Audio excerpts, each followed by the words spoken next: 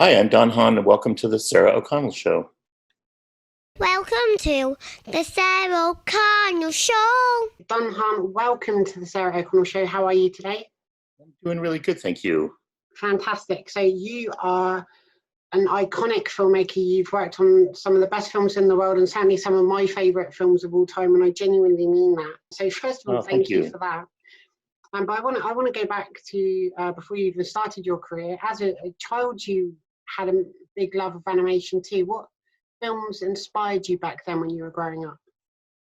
You know, it's funny. I just grew up in a suburb of Los Angeles, and just kind of a normal middle class family. And we would go out to the drive-in movies and watch movies like 101 Dalmatians and Jungle Book, and we didn't go to the movies all that much when I was a kid. In fact, I don't think I ever went to a movie theater, like a proper cinema, when I was a kid. We always went to the drive-in. Of course, it's Los Angeles, that's what you do. But so those are the movies that really made an impact, like Jungle Book especially. And then it was really unusual because when I was about 20 years old, I got a job at Disney, like a summer job. And within a few months, I went to work for a guy named Wooly Reitherman, who was the director and producer of Jungle Book and all those movies that I grew up on. So it was kind of a circle of life moment where I got a chance to work for people I didn't even know. I didn't know that name at all. But I was getting him coffee and threading up his moviola or whatever he needed. And I just thought, wow, what a lucky kid, to be able to be there in the right place at the right time. Absolutely. And that was on Fox and the Hound. Is that correct? It was. Yeah, it was a long time ago, but and I was an assistant director, which was really just a kind of a do everything kind of person. There were 3 assistant directors back then, and he'd really do whatever Wooly needed. He was a really interesting guy. He's a really big kind of John Wayne guy. He was a fighter pilot in the Second World War, and it's the one thing that really impressed me about the people at the studio. They had big lives. They weren't just like animation geeks, because there was no animation to be a geek about when they were growing up. So they were architects and circus clowns, and you had steam engines in their backyard, and they were just big travelers and that kind of thing. And then the other thing is how generous they were. They were really willing to ask, like, what are you interested in? What do you want to do? And what's your what are your goals? And it really was my university. I was a music major going to school. And I left school early, actually, to go to work at Disney, because that became my university where I learned so much. Because Woody Reitherman, or Wolfgang Reitherman, was one of Disney's 9 old men, wasn't he? He's one of the animators who went all the way through the golden era of Disney. Must have had a wealth of stuff to learn about. Yeah, he did. And it's not like they sat down and held class, but it was just by observation, like if you could sit down and if you could work with a Scorsese or anybody, to be able to just take it in. So these were generous men and women who were able to, and we were kids. I started at the same time as people like Brad Bird and Tim Burton, and kind of just new kids off the street to replenish the ranks of Disney animation, because people were retiring and leaving. So I was really lucky. Yeah, it was kind of like there was a handing over the baton kind of thing happened, didn't it, in the sort of 70s to 80s, with this new generation of animators and filmmakers that were coming up. Yeah, absolutely. It really was. So you started off as an assistant director on Fox and the Hound, and then you moved over into being a producer. For anyone that doesn't know, what's the role of a producer on an animated movie? You're kind of like a coach on a football team. You're not necessarily out there kicking the ball around or calling the plays, but you're responsible for building a team, putting people together that are interesting, that can bond.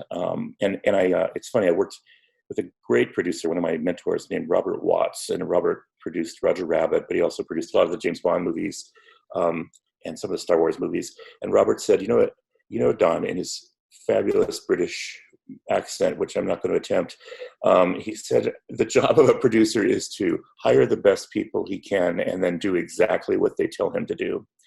So that's kind of what it is. You put a great team together to tell a great story. You were all storytellers. I love that. And so in the mid-1980s, you were working on films such as Black Cauldron and Basil the Great Mouse Detective. Were you working on those projects sort of concurrently or one at a time? Or did you It was one at a time. Yeah, it was really one at a time because the animation department was small then, and we weren't really working on more than one movie at a time. There may have been 2 or 3 people that were kind of the vanguard of animation that were kind of ahead working on story. But everybody would work on one movie and exhaust themselves for 4 years, and then that movie would be released, and then you move on to the next one. And the movies didn't come out very often. That's why it was such a treat to go see a new Disney movie, because they just weren't around that often. And that changed in the mid-'80s. There was a big management change, and it was really all for the better. I think it was painful at the time, but it was all for the better, because then we started doing one movie every year, and the department grew, and we were kicked off of the Disney lot into some warehouses about 3 miles away. And it sobers you up a little bit to say, this isn't always going to be here unless we work to keep it going. So that was a watershed moment to be able to try to get everybody to rally around the idea that Disney animation had to thrive and just to survive or not. And so, yeah, those movies were long and difficult, but fun. I look back at those times really fondly, because it was a lot of discovery, a lot of learning, and to work side by side with some of these more mature talents that had been there for a long time. I mean, these people invented animation, and they worked with Walt Disney, and they worked on Disneyland. When they were building Disneyland in 1955, Walt would say, well, hey, I need a mural for the wall over here. Come on down. Or I need to design some pirates for this attraction. Can you just, and they were doing everything. So just as a geek, it was fantastic, to be able to hang out with those people. Absolutely. My dad he passed away a few years ago, but he was a decorator and worked from Main Street in Euro Disney or Disneyland Paris. So I was about 11 at the time, and I wanted to get into animation. So to me, that was amazing. Oh, that's fantastic. What a great park that is. Absolutely. It's so beautiful there. Oh, that's great. That must be a good life memory for you. And, it's kind of the same way I felt. You just feel like, wow, how did I get here? So it's magical. That's it. And there's so much history with Disney as well. And I remember watching a documentary once, and they said that the animators felt the weight of all the people that had come before them, and there was this great sort of intimidation there. But then they were kind of told the audiences won't be comparing the latest release to Snow White. They'll be comparing Ariel to Julia Roberts, and how do they compare with each other? And it kind of modernized it and brought them forwards, which I think helped. Yeah, it does help. It helps light a fire underneath you. And I think the world we live in, or at least lived in then, was, I think we all need deadlines. We all need some positive stress, some fears, for lack of a better word. And it's also an opportunity. And I think we saw it as that. We saw that this was our opportunity as a generation of people, of artists, to make movies that were the equivalent of Pinocchio and Snow White and those. Whether we did or not is another question, and you can decide. But we wanted to strive to do that, and I think on some levels we did. I think in terms of storytelling, we did pretty well. But there's really almost no comparison to a film like Pinocchio, which is artistically insane. What they were doing then is something that perhaps we never achieved, and understandably so, because they were just such masters and such devoted, people, artists to that particular project. So.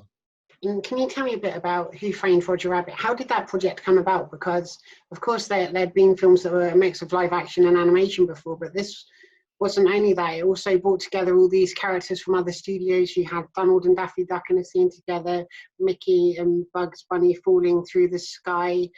How did you arrange all of those different studios collaborating in that way? Well, it was a perfect time, and when all the planets came into alignment, because the property had been around the studio for a while. It was had been developed there, and then in 1984, when new management came in, Michael Eisner, Jeffrey Katzenberg, there was a phone call from Bob Zemeckis, who said, gee, I always loved that project. And Steven Spielberg said, I always loved that title.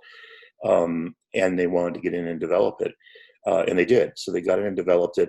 And I was one of the few people at the studio in animation at that time from a management side or like a producer side who had worked on animation live action combination, because I worked on Pete's Dragon.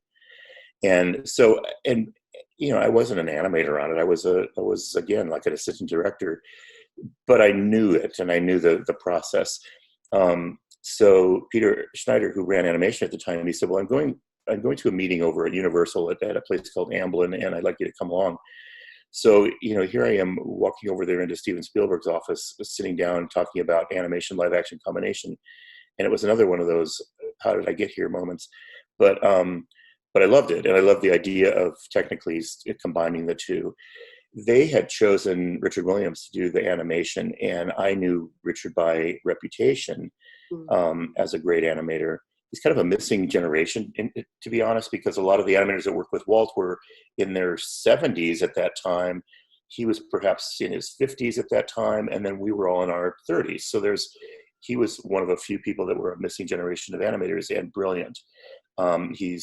Richard was Canadian. He pretty much lived his whole career and life in London. He had a studio in Soho Square. And so before I knew it, I was sitting in Soho Square at his studio talking about how to pull this movie together. And we rented some new space up in Camden Town. I started recruiting people from all over Europe really to come work on it. And at the time, animation wasn't a big deal. Maybe you worked and did some commercials. Richard Williams was fabulously famous for doing animated commercials. His studio was pretty brilliant. The people that worked there were amazing. And then I brought over some animators from Los Angeles. And we started in 1987, 86, shooting the live action. Bob Zemeckis is brilliant. He's collaborative. He's technically fearless. So he would do things like move the camera, like in old animation, live action combination. He really wouldn't move the camera that much because it was hard to draw, if you're shifting the camera perspective all the time. But he made it a real modern movie, and he was fearless about how to do that. And then that left it to us to challenge ourselves to put the animation in that scene. And I think because we were probably too young and naive to know that we couldn't do it, we did it, So it was a very young crew, mostly in their 20s, maybe early 30s. Wow. A lot of people who had never worked in animation before. I remember there's an amazing animator named James Baxter, English animator, who's gone on now to work on every animated movie in Hollywood. And he's one of the masters. And I hired him out of art school, and he had a good portfolio. He was like 19 or 20 years old. So it was that kind of talent that came in and just showed their love of animation. And so I lived in London for 2 years and loved it, still do. And it was just a chance to meet an international group of animators that then I brought back to work on Beauty and the Beast after that, because that became the core group of animators that worked on Little Mermaid and Beauty and the Beast after that. And I think what Roger Rabbit did is reminded us all of how much we loved animation, reminded the audience of that. At that time, it was easy to call up Warner Brothers and say, "Hey, can I have Yosemite Sam and Foghorn Leghorn and Bugs Bunny?" Because they weren't using them. They were doing a little animation, but no features. Nobody thought animated features would make any money.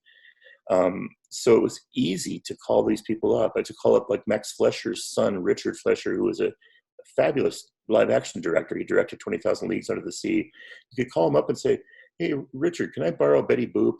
And he'd say, "Yeah, sure." And he'd write him a check, and he'd come into the studio. And the studio itself in Camden was kind of a novelty. People, Jim Henson would come by, and Steven Spielberg, George Lucas would come by, because it was like, "Oh, look, there's an animation studio. What does that look like?" So, yeah. So it was a wonderful time. It was a crazy movie, and anybody that worked on it would say it was, probably one of the hardest, most ridiculous things they've ever done. But we were lucky. We had Bob Hoskins, we had Bob Zemeckis, and Richard Williams. Who is a genius. I have one of Richard Williams' animation books, and it's highly recommended. And I've gone back to it a lot of times. It's really, really good. Yes, I mean, we all do. That book that Richard wrote is brilliant. And he sadly passed away a year ago. And but he was he had a reputation for not finishing projects, for being a a diva and that kind of thing. But I found him to be very different. I just found him to be dissatisfied with mediocrity and frustrated that he couldn't always get it. He played jazz cornet. He loved Bix Beiderbecke. He had a jazz group called Dick's Six, and that played at the Grosvenor House every weekend. And I'm a drummer, and so I would go play once in a while when I could. And I think that was part of what bonded us, is we were able to get together and play music together. So once again, great people in the right place at the right time, and kind of a one-of-a-kind movie.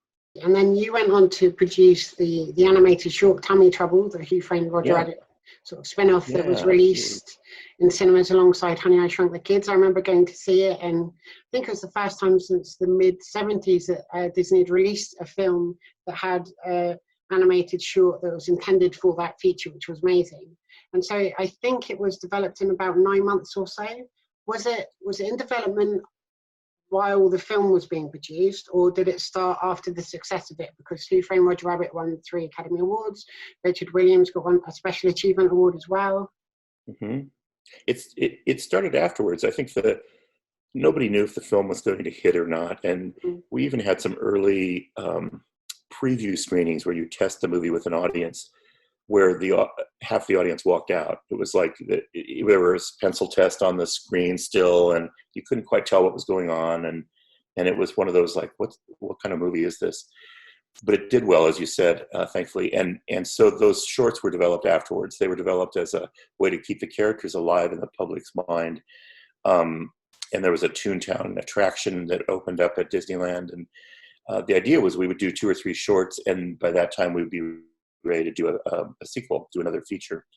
And so we did just 2 or 3 shorts, but the feature, although there were a lot of scripts written and a lot of ideas and a lot of close calls that almost made it, the sequel never got made. And I think maybe that's for the best. It might be one of those one-of-a-kind movies. Sure. Although I would love if they did revisit that one day, because I believe the original was based on a book, wasn't it? And there are multiple books in that series. It was, yeah.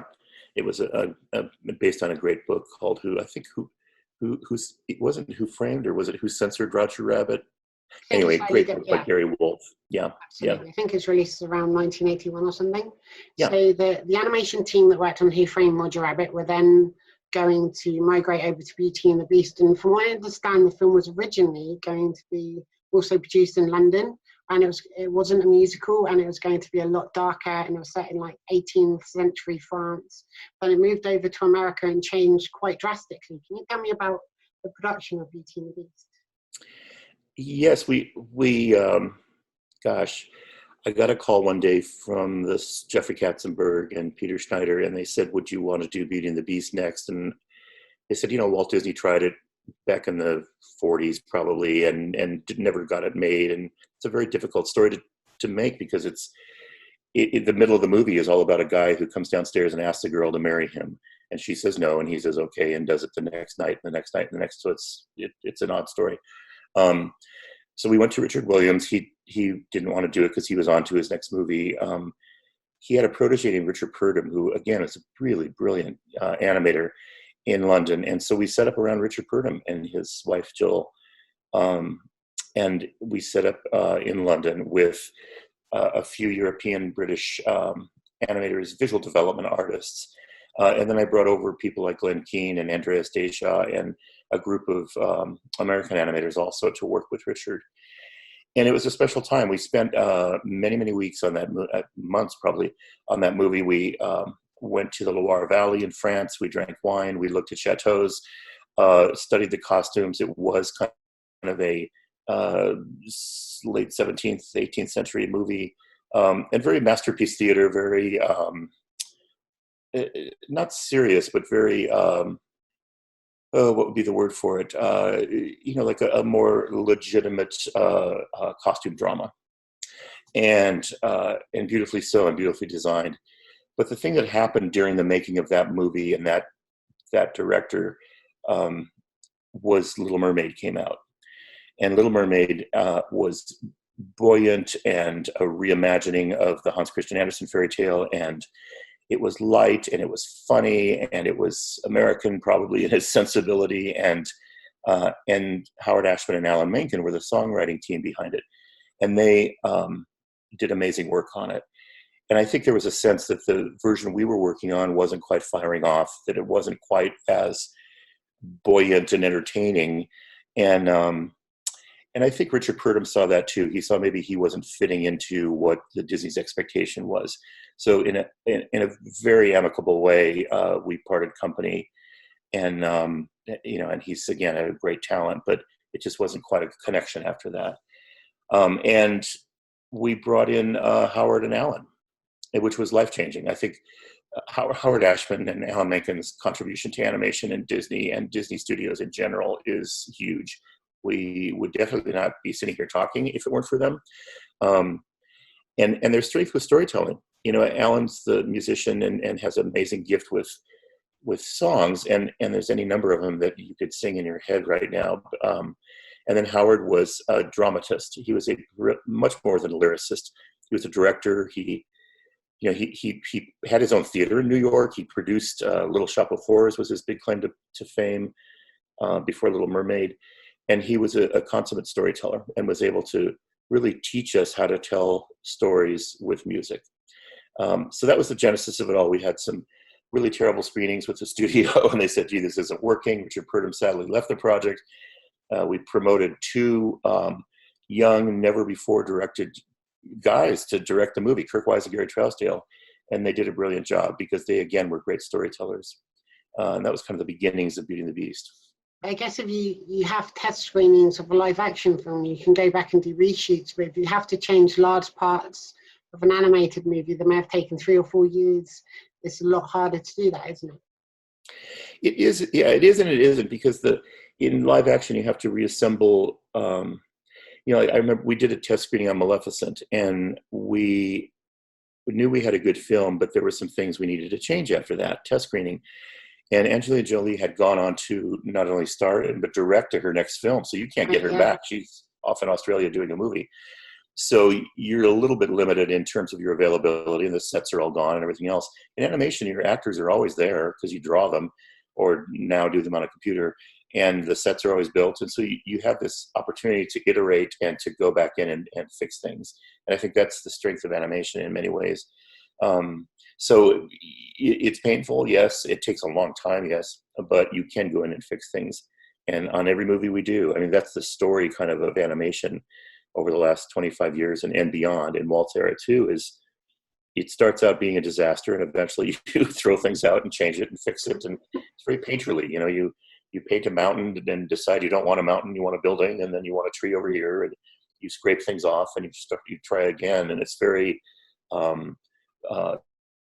iterative is the word, just to say you can repeat and get back into it again and make it better. I think all great works of art, and that's what these films are like, aren't they? You start off with one version and it's like a sculpture, and you're molding it and shaping it, and then sometimes you have to scrap that and start again, but then hopefully you come up with this amazing thing, which you did. And not only did you do that, not only was it a good animated film, it was the first animated film to be nominated for Best Picture at the Academy Awards. Yeah, how amazing is that? It's, again, you think back of even Walt Disney didn't have that honor. And I think a lot of it was the movie was good. The audience was ready for it. The audience was hungry for it after Little Mermaid. And I think the studio was able to communicate through marketing and publicity and that kind of thing to the audience that it was an art form. We for example, we premiered the unfinished version of Beauty and the Beast with pencil tests and unfinished at the New York Film Festival. They would never have shown an animated movie, much less an unfinished animated movie at the New York Film Festival. But there we were in the middle of all these critics and audiences who just ate it up and loved it. And again, a lot of that's the art form, a lot of that's Howard and Alan, and just the zeitgeist of the audience being ready for that kind of animation at that time. And so it was part of this sort of amazing era of animated films which remained untouched for a long time, and of course they had sequels and TV shows and stuff like that. But what do you think of the live action reimaginings of films such as Beauty and the Beast that came out in 2017? Well, it's unusual because it's like someone taking one of your children and and saying, well, I don't like red hair. I'd rather have blonde hair, and I don't, and reworking them. In general, they're fantastic though, because I really believe that stories are meant to be told, and they're generational. And a generation has passed, at least a generation since those times. And so to have somebody like Bill Condon or, retell Beauty and the Beast with that group of people and actors was, it was fantastic. It really was. He was able to expand the story beyond what we were. We did our movie was maybe 80 minutes long. So when you have a live action cast on a longer movie, you're able to add some songs, you're able to flesh out the story a little bit more. And just a bigger tapestry of entertainment and of visual splendor. And, when you have a cast like that and a basic story like that, it's fun to see what somebody else does to it. So I'm an executive producer on some of those movies, just as a nice gesture from the studio, but I stay out of the way because I feel like when you have, great directors like that doing it, it's just more fun and more satisfying to help them where you can. And by help, I mean saying, gee, these are the stumbling blocks we came across. We're working on Hunchback of Notre Dame right now. And I don't have anything to do with it per se, but to be able to have a conversation with those people and say, this is what we were worried about. Here's some things that we discovered, and try to help get them up and off the ground, and then watch the amazing things that somebody like that does, or that Jon Favreau did with Lion King. It's fun. You look at a movie like Lion King, and it's on the opening night, I sat with the directors of the original Lion King, and we had a few drinks, and we enjoyed the movie. And it's a modern miracle. The technique that Favreau used to make that movie is just brilliant. And there's things we would have done differently or whatever, but that doesn't matter. It's just a great retelling of that story using all the bells and whistles that we have today as filmmakers. And so I admire it. And it's an odd process for us that worked on the original movie, but in the end, it's flattering, and it's terrific. And the great thing is, too, the original still exists. It's not like they're deleting over it with this new version. You can go and watch both. The Lion King in 3D is phenomenal. It's one of the best 3D films I've ever seen, the original. Oh, yeah. Thank you. Yeah. It is. What an unusual thing to do. Like we thought, will it work even to take a hand-drawn movie and make it 3D? But again, some amazing people. Animation's filmmaking is this wonderful craft where the technology is equal to the artistry sometimes. And so we were able to have a really good group of people to turn that. I think the first movie we did was Nightmare Before Christmas in 3D, and I didn't work on the original, but I took, we just decided to repurpose that. We went to Industrial Light and Magic and turned that into a 3D movie. And that kind of started an avalanche of 3D movies for a while. So those were fun. Started an avalanche of me having to rebuy every film for like the fourth or fifth time. I had them on VHS, DVD, Blu-ray, and then... Oh, no. I'm sorry. I'm very fine with it. I love them. So The Lion King's an interesting film because you worked on Beauty and the Beast, and then Disney had a couple of films concurrently in production. So they had The Lion King and they had Pocahontas. But all the animators that had worked on Beauty and the Beast kind of saw The Lion King almost as like the B movie, and like the Pocahontas as the A production to work on. So it took incredibly some persuasion to get people to work on that film to start with, didn't it? It did. Well said. It makes sense. I mean, I think I probably felt that way because Pocahontas was a love story, two people from different worlds, Romeo and Juliet, West Side Story, Dances with Wolves. It was those things kind of mashed up together. Music by Alan Menken, Stephen Schwartz. Just an amazing group of people to put that movie together.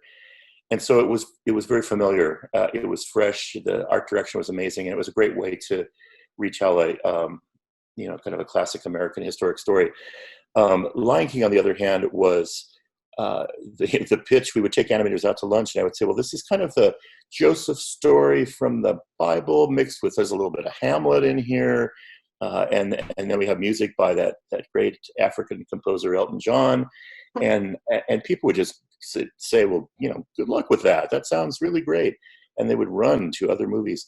But what happened then is the people we did get on the movie were very dedicated to it. And many of them were people who grew up loving Jungle Book, like Andreas Deja, who grew up in Dusseldorf, Germany, and he just loved that movie. And so the chance to animate four-legged animals was a huge thing for him. And the idea of doing something in nature was great. And to do a hero's journey kind of coming of age story that was a love story almost between a father and a son was a very different story as well. We were lucky to get Tim Rice early on. Tim had come in to work on some of the songs for Aladdin. And, Tim is a whole another level of kind of genius and collaboration, easy to work with, full of ideas. And he's the one that brought Elton in. He's the one that brought Elton in and said, I think he can do this. I know he can do this. And we just thought, really? That's just not like the first name that springs to mind when you think music set in Africa. But boy, did he deliver. He delivered such amazing melodies and amazing songs for that movie. And then the combination of Tim and Elton and Hans Zimmer, who kind of Africanized them and turned them into these big ballads and anthems almost, like Circle of Life, was what made that movie work. And so The Lion King is my favorite animated movie of all time, and just one of my favorite films of all time. Oh, thank you. It's incredible when you look at it, because you watch the film and I guess don't think about it, but the film obviously has drama and comedy and romance, and it deals with loss, and it's a children's film. But it's also a musical and all these other things as well. And even, the characters that are on the screen for a few seconds are really entertaining and memorable, and it's just such a great package. How do you balance all those different themes and ideas together and make it all work? Well, part of it's the strength of animation. Animation can do a lot in a short period of time. Those movies, Walt Disney's movies, were not 3-hour movies. Dumbo was 60 minutes. They're really short, concise movies that are written in a very lean way, and they're able to turn the corner, emotionally turn corners quickly. So you can have something like Lion King that deals with the death of a parent and framing somebody for a murder and that kind of thing, and you can have a flatulent warthog, all in the same movie, and you can turn those corners, and you have to turn those corners. And so a lot of it is just being inspired by the movies of Disney, because he and his crew did that on Bambi. The earliest versions of Lion King we were calling Bambi in Africa. It's like a coming-of-age story set in Africa. Well, Bambi's full of thumper and flower and cute little jokes and things, and yet you're also dealing with some life and death things, because fairy tales and stories deal with that, because life deals with that. So we wanted to deal with life, and Africa has this kind of primal sense about it, where it's the where life came from Africa, and it's still very raw, and we wanted to not shy away from those topics, and deal with what it means to lose a parent and have to grow up. And that's what Lion King's about. It's about that day in your life when you have to grow up, whether the death of a parent or the birth of a child, or all those things. And it made that a very deeply felt movie, I think, on the part of all of us that were making it, and thankfully the audience too. It's also, this only occurred to me quite recently, it's quite a dark movie if you realise that Simba sings, "I just can't wait to be king," and then kind of a few scenes later his dad dies. Yeah.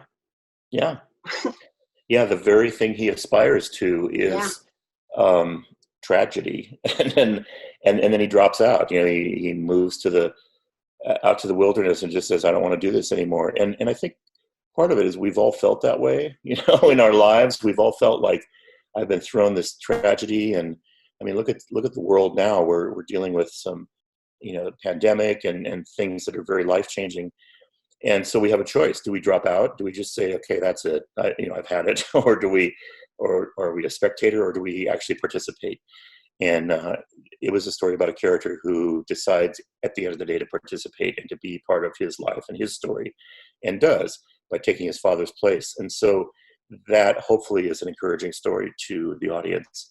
And it's a very old story. It's an ancient kind of story that might have been told around a fireplace or in Greek theater or whatever. And I think that's what makes it strong.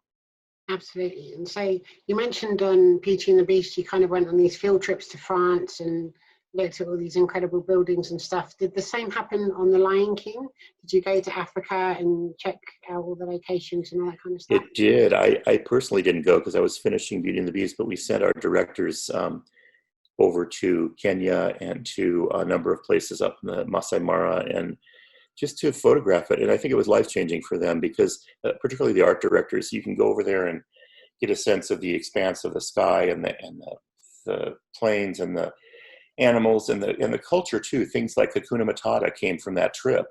And the patterns of African textiles and artwork and sculpture and that kind of thing also influenced the art direction of that movie. So on every film, we try to go out and have that real life experience, and still do.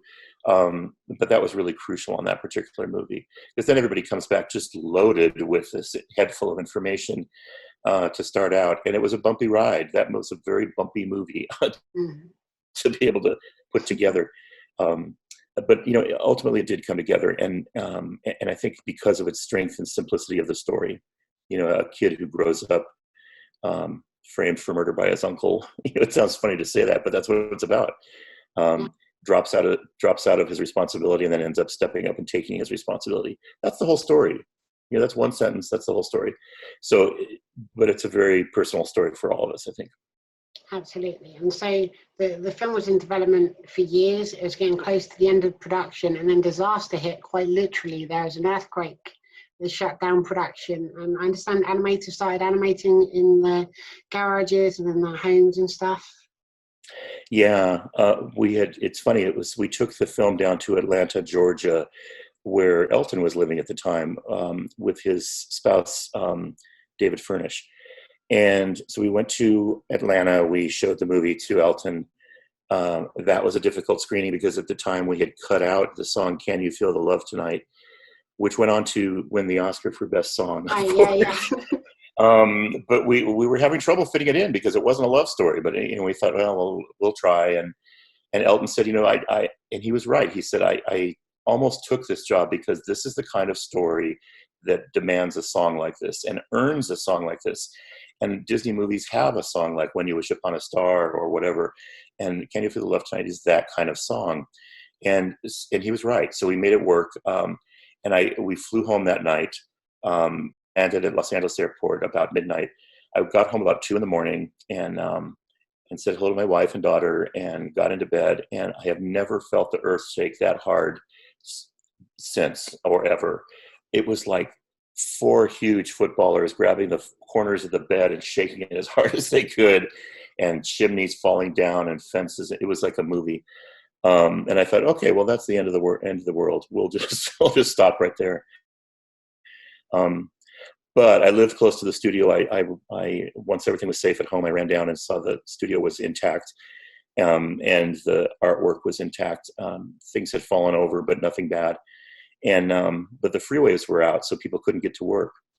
And we didn't have Zoom. We didn't have the things we have today. We live an amazing, blessed life that we have all the tools we have today. So we literally got people took artwork and put it on a train because the train could get through to some of the suburbs, and people were working in their garages, kitchen tables. The few people that could get into the studio did to be able to work on the film.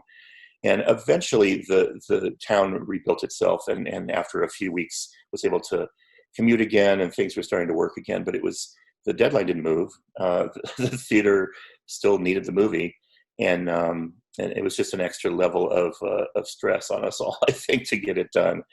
But it was a motivated group, and I think that's what makes those movies so memorable when you work on them, is all the ridiculous things you go through to try to finish them.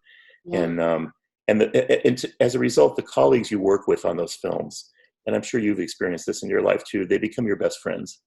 I talk to them. This is a movie that's 25 years old, and I talk to them every day on Facebook and keep track of them and everything else, because we're like family, because we had to go through the war together. Yeah, you really did, and you don't realize that when you're watching these films. I mean, they're amazing experiences, but then you watch all the behind-the-scenes stuff, and if you read the books and all that kind of thing, you learn the actual journey the creators went on. And sometimes really up into the wire to get these films out, and it's incredible. Yeah, and it's such a team activity. It's in live action. Sometimes you look at the director and you say, "Wow, it's a director's film medium or whatever." Animation's a team sport. There's no, I might be a producer and go out there and talk about the movie or whatever, but I'm the front man. These are really movies made by groups of people and teams of people, and I like that. I like that collaborative spirit. You can't point to these and say, "Oh, that's a Don Hahn film" or anything else. And I wouldn't want that. It's a film that certainly has directors and storytellers, but it's so collaborative, and that's what's really magical about animation, I think. And so, when did you know you had something special with The Lion King? Because of course it did really well, but there were sequels, there's a musical, there's a remake, there's the Lion Guard TV series. Yeah, it's crazy, isn't it? I think that the first time we knew or had a sense of it was we took the movie, it was almost finished, out to the San Fernando Valley in Los Angeles, and got a multiplex theater, and we decided to do 2 screenings, one with the family audience, so moms and dads with kids, which was pretty normal for us, like a Disney audience. And then after that, about 8 o'clock, we thought, well, let's just bring in a movie audience. And so we had like couples and guys with tattoos and bikers and people that were off the street to come see the movie. And they loved it. They're like applauding after the songs and cheering and everything else. And then we thought, really? And that's when we knew this was a little bit more than just another animated movie. And it's remarkable because the movie is around, and before the pandemic happened, it was in 8 stages around the world, playing as a Broadway musical and a live action film. And as you said so beautifully before, all those different iterations of the movie out there in the world. And I'm not sure why. I'm probably too close to it to why that is, but it's a great story, and I think people like to come back to it again and again. It really is, because I always love watching that film, and I've at least watched it every year since it came out. When I went to New York for the first time in 2001, and the first show I saw was The Lion King. Seen it since in London. It's phenomenal. So it's a great show. So then after that, you worked on Hunchback of Notre Dame and Emperor's New Groove, but then a film that I've watched probably too much is Fantasia 2000. Because I studied animation at university, and I'd always go back to it. I just love it. You directed the live action segment of that with Steve Martin and Angela Lansbury. How much fun was that to do? It was genuinely fun. It's a well-chosen word, fun. The challenge, I think, was there were all these disparate sequences that had to be pulled together, and Fantasia is a concert feature. It was Walt Disney's idea to just bring a lot of different pieces of concert music together with visuals, and that would be the experience. And that movie would change every few years, like the ballet. The ballet would come to town, you do a familiar piece, and then maybe some new music, and so we had all the individual pieces, but nothing to string them together. And so the studio came to me and said, "Would you string them together?" So I'm probably ridiculous when it comes to taking on challenges like that, but it's really fun. And I thought, well, there's no singular character that you might get to host something like that.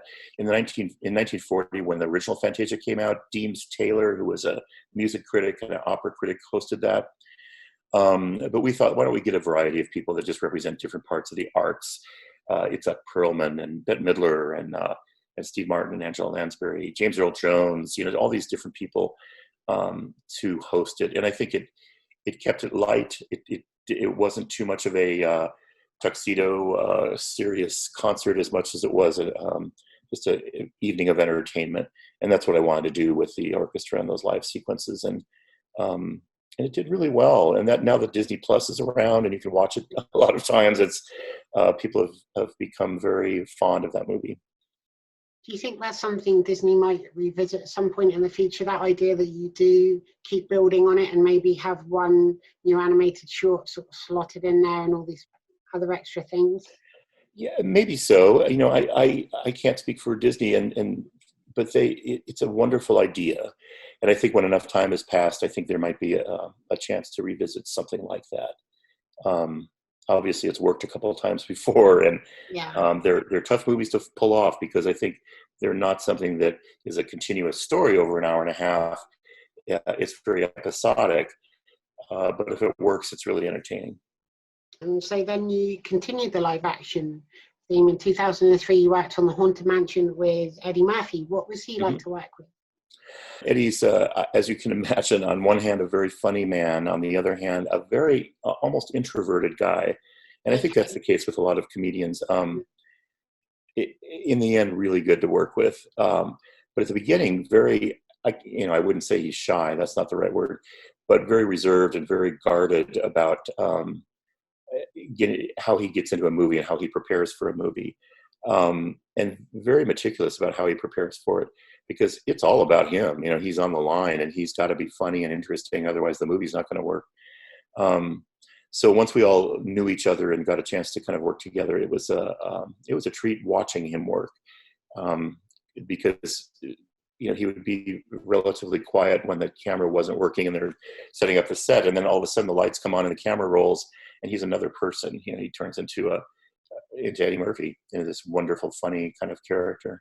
And it was fun too, telling that story, making it the mythology and building the mansion, and having to work with a topic that I had grown up with, because I was just a kid when the Haunted Mansion opened in the 60s, and loved it, and one of my favorite rides.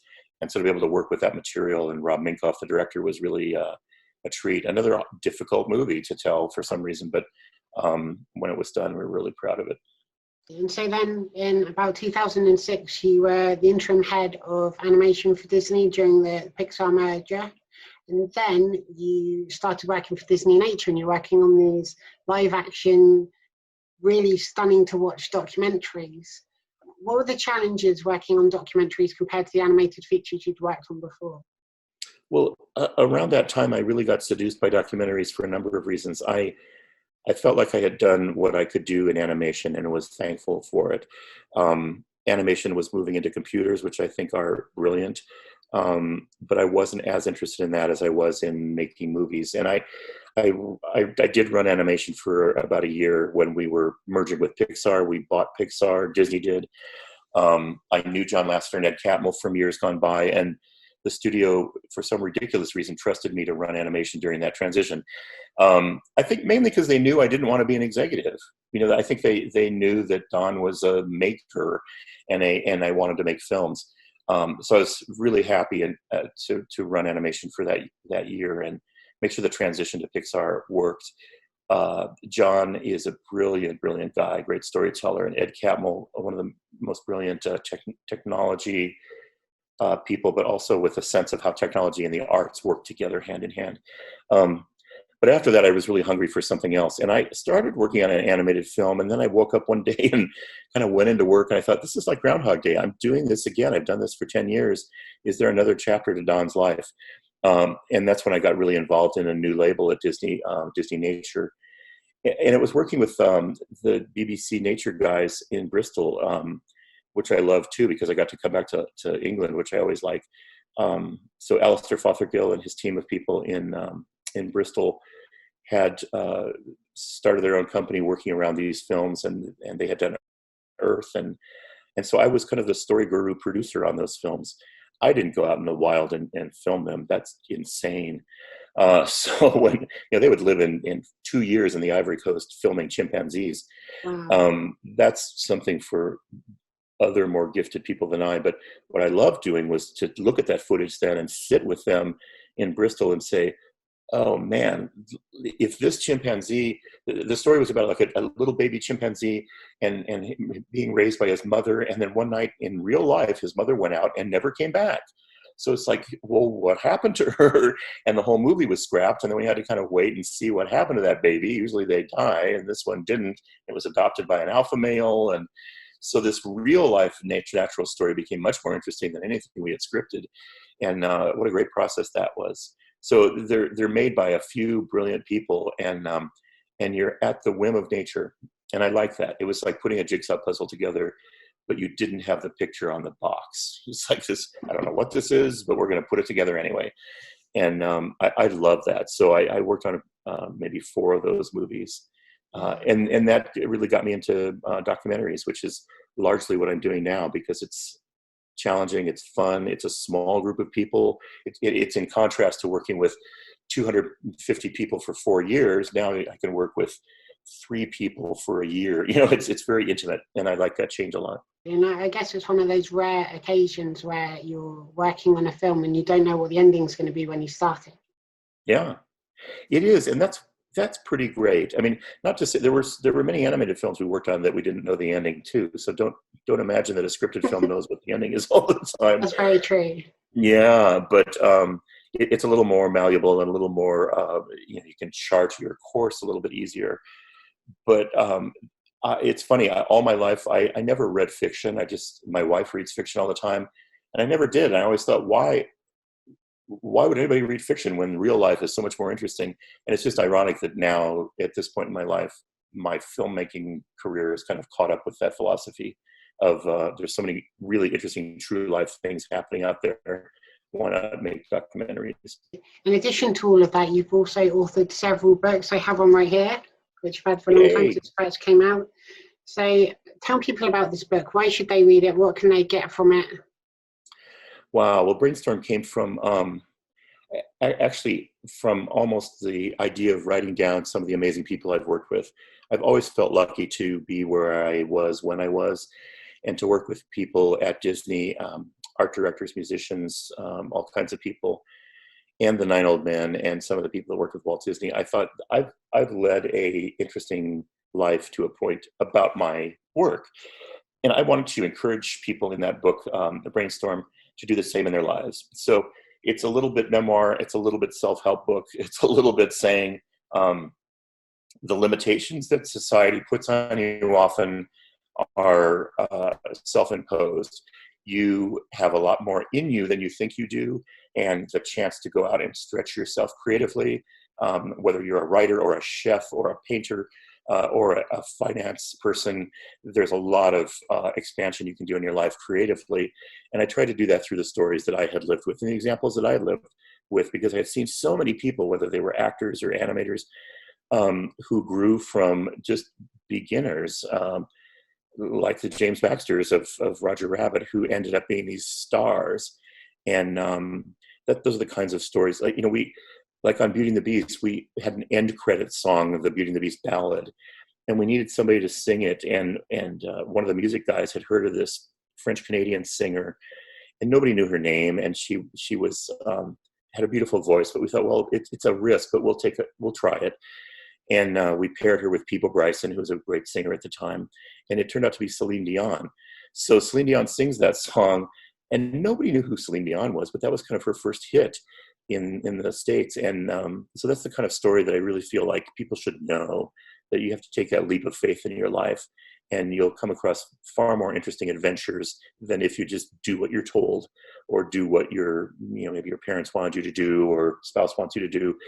What do you want to do? And what is it that you want to do to enrich and fulfill your life? And that's something that's important to me and what I want to share in that book.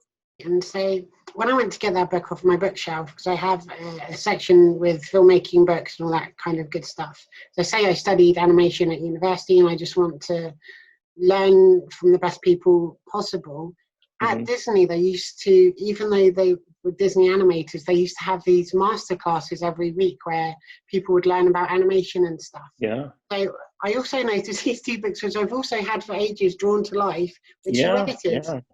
And they're very heavy, and they're just rich in detail and information. And anyone that wants to get into animation or just improve your drawing or anything like that, or just learn what some of the best filmmakers of all time put into their work, I highly recommend it. Yeah, those were Walt Stanchfield, who wrote those books, was my mentor. And Walt was he was an artist.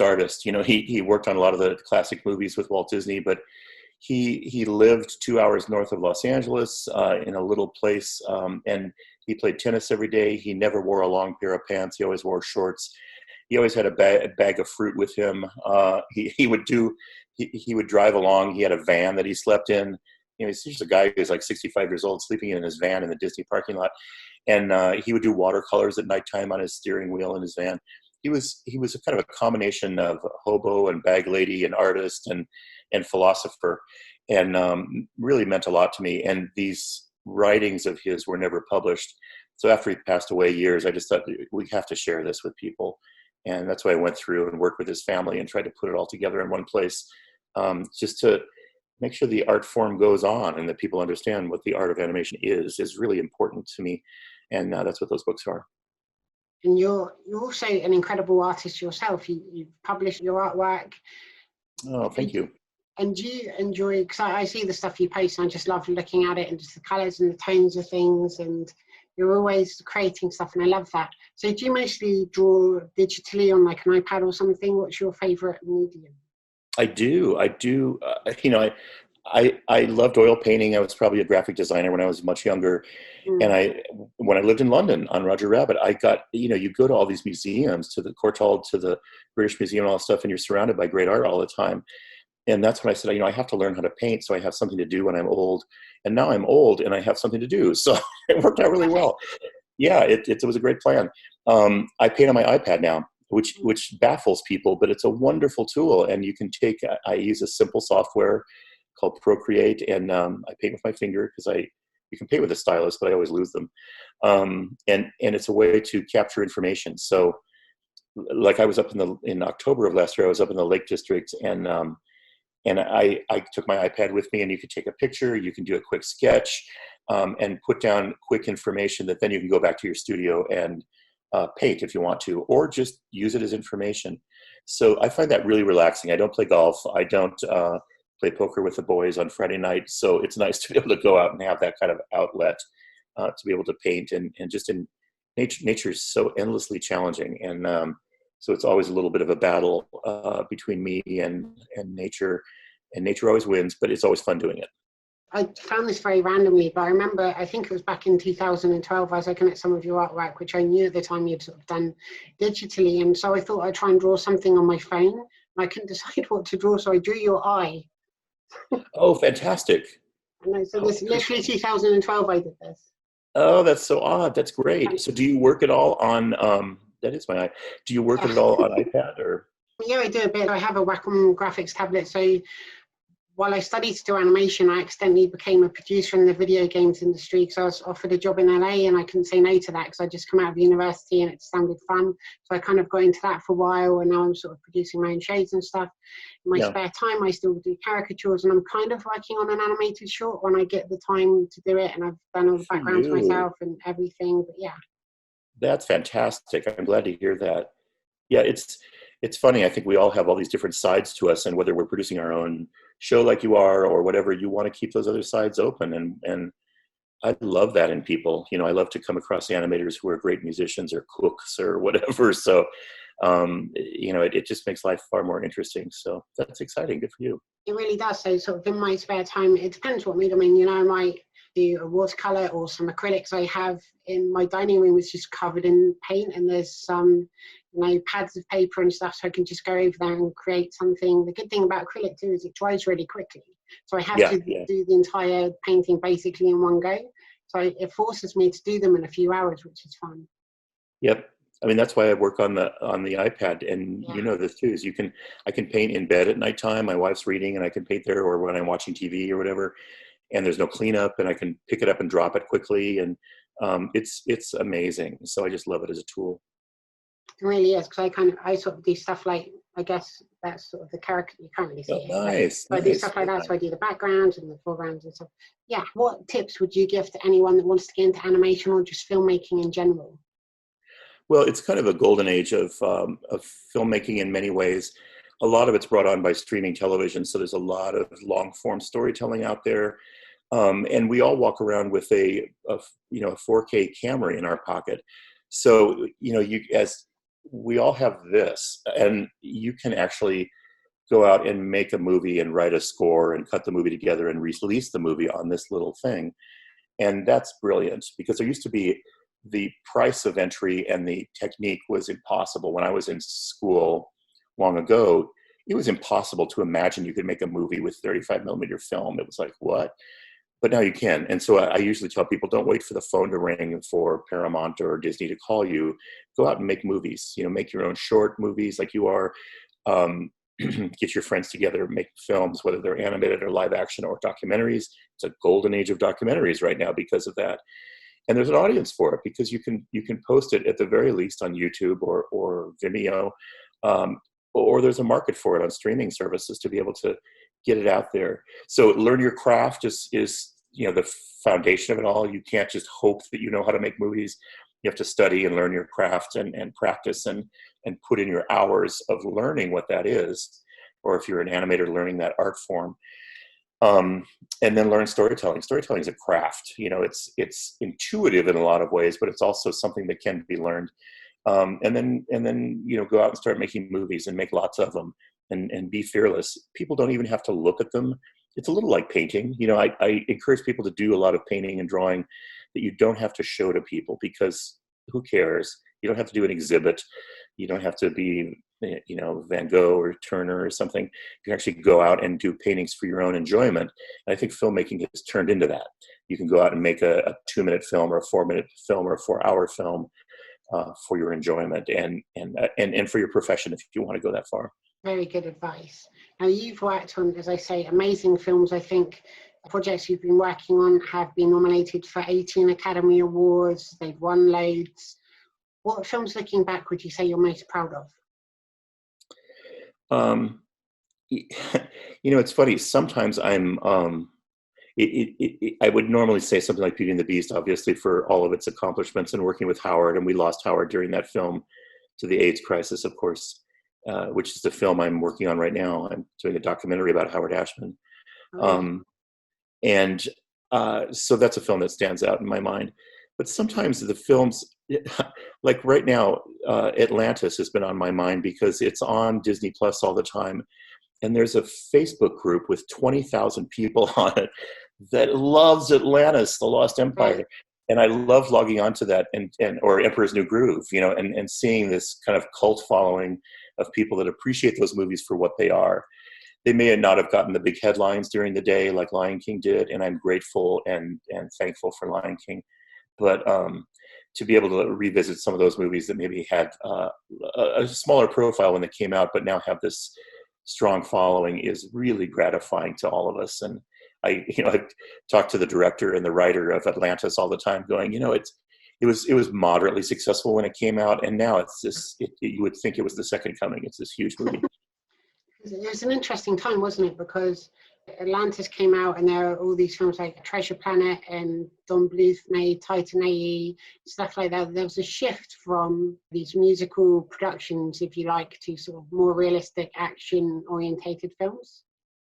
Yeah, well, there was a little audience fatigue when it came down to the animated musicals, and there was a little filmmaker fatigue. Once you've made a few musicals, you feel like I'd like to move on and try some different things. And so we did. And I would do it the same way if I had to do it over again, because the vocabulary in making a musical we knew it and had learned it from Howard. But to be able to stretch out and do a science fiction film or do a film like Atlantis, that is kind of a journey to the center of the earth, 20,000 Leagues Under the Sea.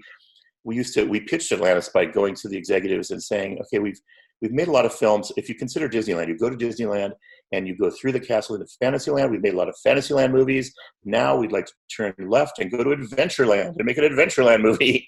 And that was like so gettable. Everybody was like, yes, of course, we have to do that. So it was a little bit of a risk in one hand, but it was so Disney to do that. And I'm so glad we did, because it was just a different expression. And, if you're an artist or and this too, whether you're in the game business or whatever, you need to change. And like we've been living with superhero movies for 20 years now or 10 years.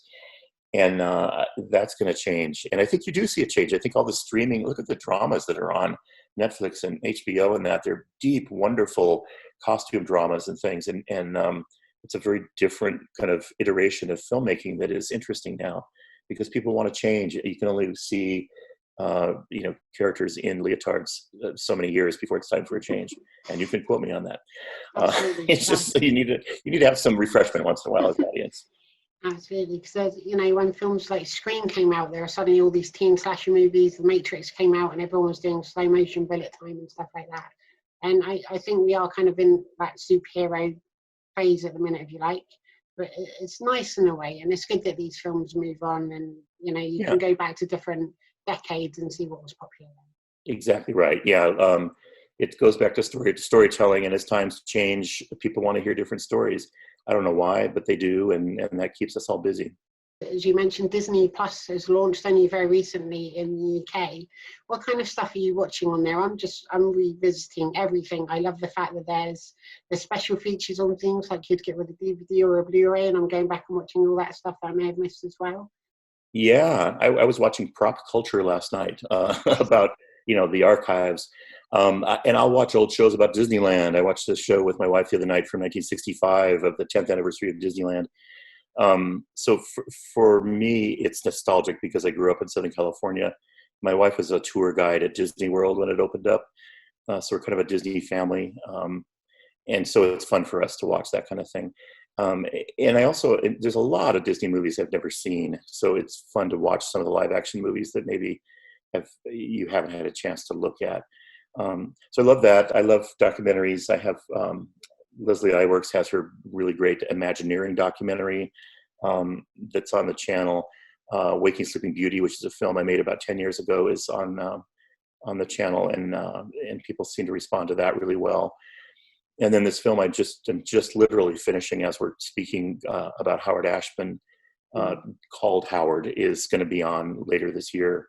And it's kind of I always felt working with Howard that his story was so interesting and so transformative to Disney animation. I wanted to tell it, and then it's also a story, sadly, about the AIDS crisis and the end of his life, which was tragic. But it was a story very much affected me in my life, and I wanted to be able to share that. So, and again, there's so many songs that Howard wrote that is part of the Disney culture right now. And so that being able to make a movie about Howard Ashman is something I've wanted to do, and that'll be on later this year. So, yeah, it's a great opportunity, and they're great people to work with. It's a really young, energetic, excited startup group of people, and streaming TV now, especially during the difficult times we're dealing with, has turned out to be a godsend for all of us. What would we do without it? And the great thing is too, there's new content that comes out, but everything that's old is new again because it's all featured alongside the new stuff, and you can just go and discover all these old movies you may not have seen, or I've seen all of them, but most people. Absolutely. So it is a golden age of content like that. So if you're a young filmmaker looking to express yourself and grow up in that, I think there's a lot of opportunity. Animation is thriving right now because you can work from home as an animator. So I've talked to people at the studio. I don't work at the studio anymore, but I've talked to my friends there, and they're all really busy making features and working on things at Disney. The same at Warner Brothers, the same at DreamWorks and all these other studios. So it's a really wonderful time, and I think as soon as we kind of get through this difficult adventure we're dealing with here with coronavirus, we'll be in better times. Yeah, let's hope so. And so you're working on a documentary. There's the live action remake of Hunchback of Notre Dame in production. Is there anything else you've got in the pipeline? No, I think that's enough. I'm looking at projects after that, at some documentaries for coming up after that. But just, kind of shopping around and actually enjoying the time right now to be able to read and to be able to sleep in and be able to look at movies, to be able to look at other people's work and just enjoy it for a while. I think it's through all the difficulties we live with these days, to get a chance to take a couple of months and take a breath is a gift that comes out of this terrible time we're going through. So if you can look at it that way and just enjoy it and be able to read some books and enjoy some movies with a glass of wine, I think what a great time that can be in contrast to the difficult time that a lot of people are going through right now. And so, completely different kind of question now. Tell me a fun fact about you, something people may not know, a party trick or something like that. Well, let's see. I was a drummer. I used to be a drumhead tester. There's a manufacturing company called Remo that makes all the drum heads for everybody around the world. They make banjo heads and marching drum heads and everything else. And so when I was in college, I was hired as a drumhead tester. So I put on ear protection and went in every day and tested drum heads. That was that. What else? I paint. I don't know. I have a schnauzer. Does that count? Counts? Yes. A lover of dogs. I play bass, so I love jazz and listening to and playing bass. I'm a huge fan of bicycle racing. So whenever I get a chance, I try to go to the Tour de France or to some of the big bicycle races because it's an insane sport and the best sport on the planet. So yeah, those are the deep, dark secrets behind Dawn. Not that interesting, yeah. No, they are to me, and I'm sure loads of people too. So finally, have you got any messages for people watching the Sarah O'Connell Show and your fans around the world? Oh, I was, when you reached out to me, I was so glad you did, because when I watched some of your shows and got familiar with the work you do, I think it's great that you do these deep dive kind of shows into people's lives, because they're useful in terms of, they're the kind of shows I would have watched when I was a kid coming up.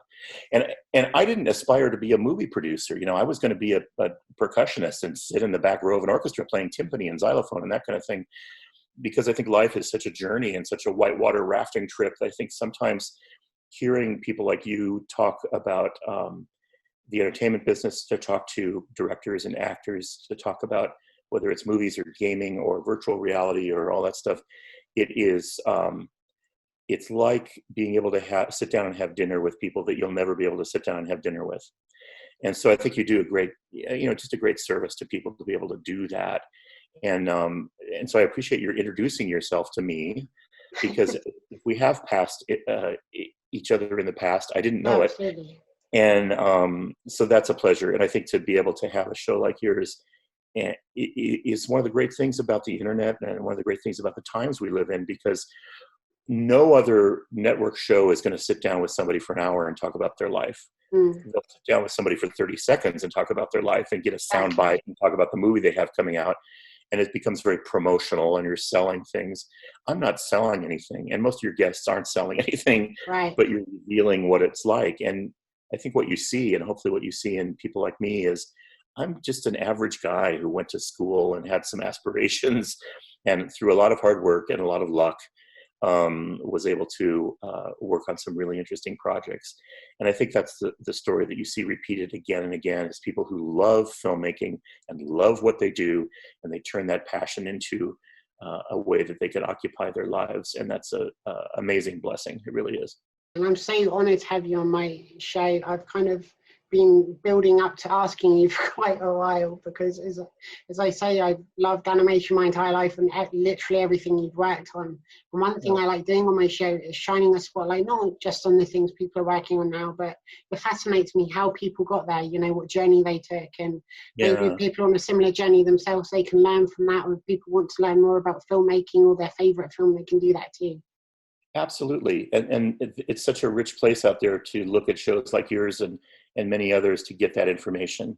And so, yes, there's great universities and great programs to get that information, but you can also sit at home in your pajamas and get that, same kind of inspiration to start expressing yourself, whether you're a filmmaker or a painter or a writer or a chef or whatever, to be able to start to stretch out and do some amazing things just as yourself. Don Hahn, I can't begin to thank you for coming on my show. It's an absolute honor to have you here and to talk to you about all the amazing stuff you've done and created, and all the films you've made that have entertained people over the years.